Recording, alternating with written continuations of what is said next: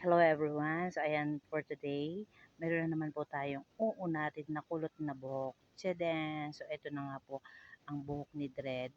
Si Dred po ay ating matagal na ring customer, client, ayan. So ito, mahigit isang taon na po yung ribbon ko sa kanya kaya kulot na naman po yung kanyang hair. Ayan.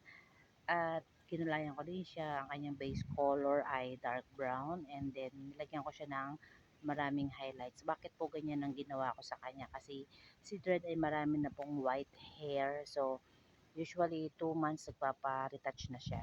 So, ginawa ko para maiba naman yung aura ni Dred ay naglagay kami ng highlights. Dinamihan ko yung highlights niya. Ayan, para naman magkaroon ng buhay ba. Yan, makasunod naman sa trend si Dred para hindi naman laging dark color yung hair niya. At saka nga pag marami na siyang lubalabas na gray hair sa tuktok.